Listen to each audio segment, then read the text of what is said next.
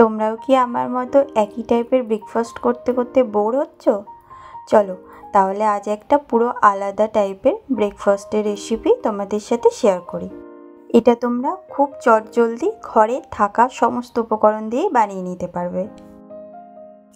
একটা পাত্রে আমি এখানে 1.5 বাটি মতো ইডলি ব্যাটার নিচ্ছি, যেটা বাজারে পাওয়া যায়। তোমরা চাইলে এখানে সুজি বা চালের গুঁড়ো যেটা ঘরে অ্যাভেলেবেল থাকবে সেটাই নিতে পারো।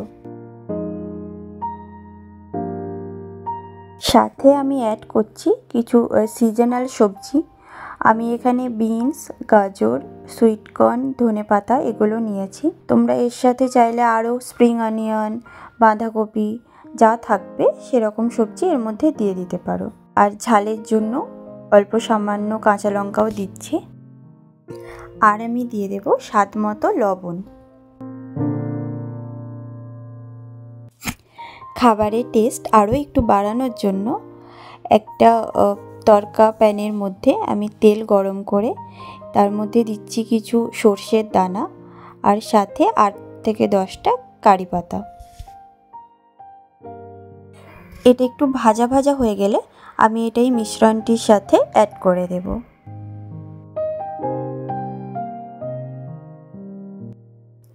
অল্প অল্প করে জল অ্যাড করে আমরা একটা মোটা থিকনেসের ব্যাটার তৈরি করব। সাথে ভালোভাবে সবজিগুলো সাথেও মিক্সড করে নেব। জলটা অল্প অল্পই দেব, কারণ একবারে দিলে ব্যাটার অনেক সময় পাতলা হয়ে যায়। এই যে দেখো আমাদের ব্যাটার পুরো রেডি। গ্যাস জেলে এবার আমি আপ্পাম মেকারটা বসিয়ে দিলাম। একটু গরম হলে আপ্পাম মেকারের ভালোভাবে অয়েল ব্রাশ করে নেব। আপ্পাম মেকারটা তো ননস্টিকের, তাই খুব একটা তেল লাগে না, অয়েল ব্রাশ করলেই হবে। আর অয়েল ব্রাশ করে মিশ্রণটি অল্প অল্প করে দেব, ভর্তি করে দেব না, কারণ এটি আবার মিশ্রণটা আবার ফুলে উঠবে। ফোলার মতো একটা স্পেস রাখতে হবে।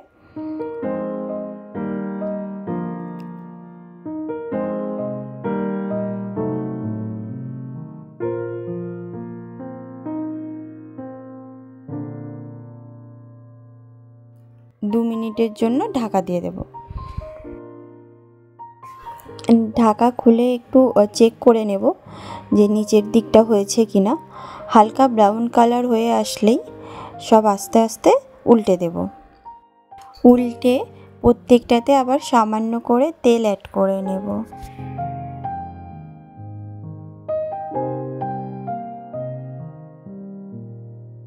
আবার 1.5-2 মিনিট মতো ঢাকা দিয়ে অপোজিট সাইডটাও ভেজে নেব।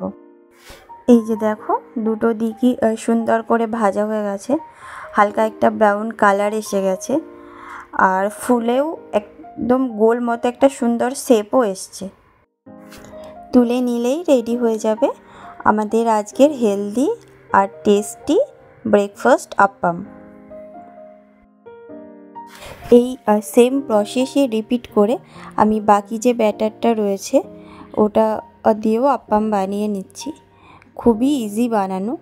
আর মেন ব্যাপার হচ্ছে তোমার ঘরে যা সবজি থাকবে, যা জিনিস থাকবে সেগুলো দিয়েই তুমি বানিয়ে নিতে পারবে। তোমরা অবশ্যই একদিন ট্রাই করো। আর কম সময়ের মধ্যেও তৈরি হয়ে যায়।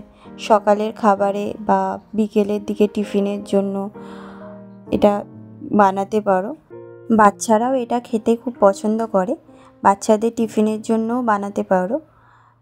একদিন অবশ্যই এই চটজলদি ব্রেকফাস্টটা বানিও, আর বানিয়ে খেয়ে জানাবে কেমন লাগলো। আমি এটা সার্ভ করেছি টমেটো কেচাপের সাথে, তবে এটা নারকেলের চাটনি দিয়েও খেতে বেশ ভালো লাগে।